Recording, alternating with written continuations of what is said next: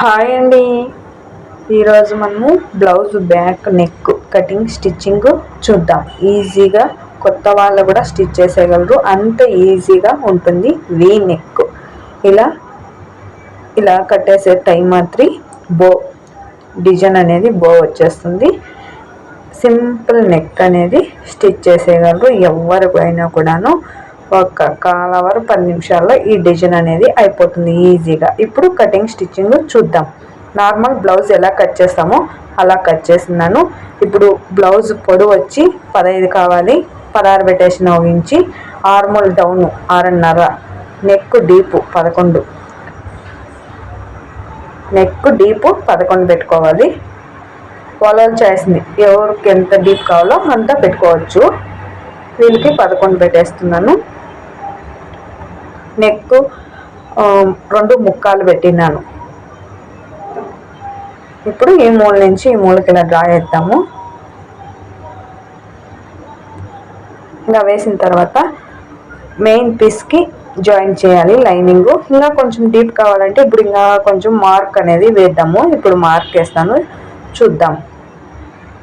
కొంచెం ఇలా కావాలంటే ఎక్స్ట్రా హాఫ్ నుంచి మార్క్ వేసుకొని ఇలా కలుపుకోవాలి. షోల్డర్ దగ్గర సేమ్ ఉండాలి. ఇక్కడ డౌన్లో మటుకే ఎక్స్ట్రా వేసుకోవాలి.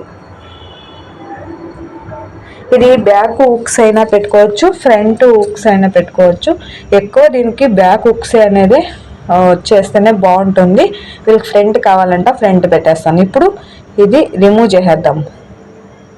Back full remove. ఈ డిజైన్కి ఇదే మోడల్. ఇప్పుడు ఇది ఎంత ఉందో అంతకి ఇక్కడ ఘాట్ పెట్టుకొని గుర్తు ఇది అలాగనే ఉంచేద్దాం. దీనికి బో రెడీ చేసుకొని క్లాత్ని తర్వాత లైనింగ్ అనేది అతికించుకొని తిప్పి వేద్దాం. ఫినిషింగ్ చేతి పనితో ఏమి అవసరం లేకన్నా తొందరగా ఫినిష్ అయిపోతుంది బ్లౌజ్ అనేది. ఇది పొడవు వచ్చి నేను 18 ఇంచీలు పెడుతున్నాను.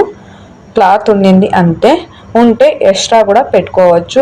ఈ డిజైన్కి బోకి ఇప్పుడు ఇలా రిమూవ్ చేసేస్తున్నాను. 4 ఇంచీలు ఎడంతో వేస్తున్నాను. ఇక్కడ 2 ఇంచీలు కావాలి, అందుకని ఇలా కట్ చేసేస్తున్నాను. ఇక్కడికి వచ్చేలకు సన్నగా ఉండాలి. ఇక్కడ కొంచెం క్రాస్గా కట్ చేసుకునేస్తే చాలు. ఇలా కట్ అయిపోయింది. ఉల్టా సీదా చూసుకొని కట్ చేసుకోవాలి. స్టిచ్ చేసేటప్పుడు కూడా చూసుకోవాలి. ఇప్పుడు బోక్ రెడీ అనేది చేద్దాం. టెన్షన్ మార్జిన్ అనేది పెట్టుకొని స్టిచ్ చేసుకోవాలి.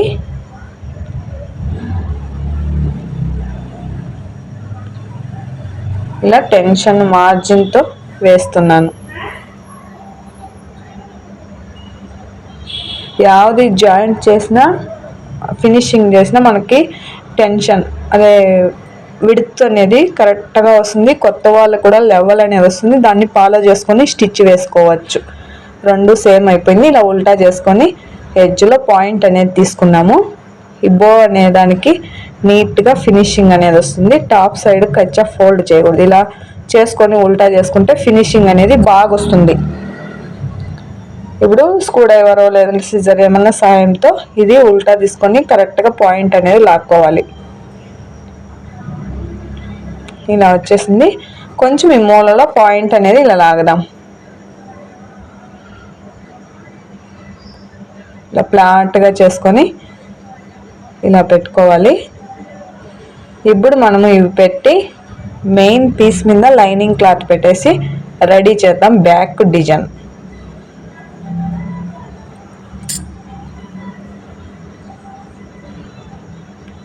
ఇలా ఉల్టా సీదా చూసుకొని పెట్టుకోవాలి.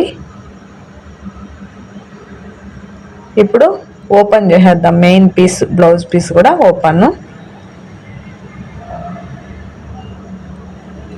ఇప్పుడు నడుముకు కూడాను చేతి పని లేదు, కరెక్ట్గా ఫినిషింగ్ అనేది చేసేస్తాను. 1 ఇంచు ఎక్స్ట్రా అనేది డౌన్లో వదులుతున్నాను, లోగాకి వెళ్ళిపోతున్నది. ఇప్పుడు నడుము కాడ స్టిచ్ వేసుకొని వద్దాం. అక్కడ ఘాటు పెట్టుకున్నాం కదా, గుర్తు కోసము అక్కడి నుంచి లెవెల్గా వేసుకోరావాలి. ఇప్పుడు ఈ క్లాత్ని అక్కడ ఉంచేసి ఇలా ఉంచి స్టిచ్ అనేది వేద్దాం. ఇలా వేస్తే కచ్చా అనేది బయటకు రాదు, ఫినిషింగ్ కూడా బాగా కనిపిస్తుంది, నీట్గా ఉంటుంది ఫినిషింగ్. ఇక్కడ కరెక్ట్గా పెట్టుకోవాలి, అప్ అండ్ డౌన్ రాకుండా. నడుము కాడ ఫినిషింగ్ అదే మార్జిన్ కోసము, అందుకని కరెక్ట్గా పెట్టుకొని స్టిచ్ వేయాలి. ఇలా తిప్పి వేసేస్తే చాలు, ఫినిషింగ్ అనేది వచ్చేస్తుంది. అందుకనే కరెక్ట్గా మార్జిన్ అనేది 2 సైడ్ క్లాత్కి వేసుకోవాలి. లాగకూడదు, నెక్ లాగుతుంటే సాగిపోతుంది, లాగకన్నా స్టిచ్ వేయాలి, అప్పుడు పర్ఫెక్ట్ ఫినిషింగ్ అనేది వస్తుంది మనకి. ఇప్పుడు కచ్చా కట్ చేసి తిప్పి ఇంకో స్టిచ్ అనేది వేసేద్దాం. నెక్ టిప్నెస్ కోసము లైనింగ్ ఉంటే లైనింగ్, లేకుంటే ఫ్యూజింగే వేసుకోవచ్చు. నేను లైనింగే వేసేసినాను. ఇప్పుడు ఎడ్జ్లో దానిపైన ఇంకొక స్టిచ్ వేద్దాం.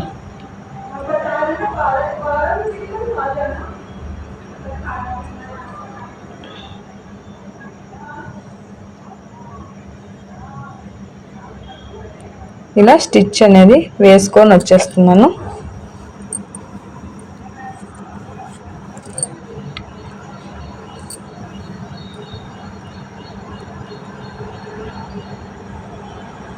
రెండు సైడ్ పీస్కి ఇదే మాదిరి వేసుకోవాలి, అప్పుడు కరెక్ట్గా ఉంటుంది ఒకే మార్జిన్తో పట్టి.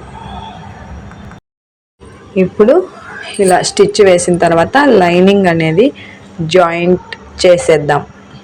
ఇలా రౌండ్గా లైనింగ్ అనేది జాయింట్ వేసిన తర్వాత ఎక్స్ట్రా క్లాత్ని అంతా కట్ చేసి బ్యాక్ డాటు పట్టుకున్నాం. బ్యాక్ డాటు 3 ఇంచీలు, 2.5, 2.75 ఇలా హైట్ని బట్టి బ్యాక్ డాట్స్ పట్టుకోవచ్చు. ఇప్పుడు ఎక్స్ట్రా క్లాత్ని అయిపోయిన తర్వాత బ్యాక్ డాట్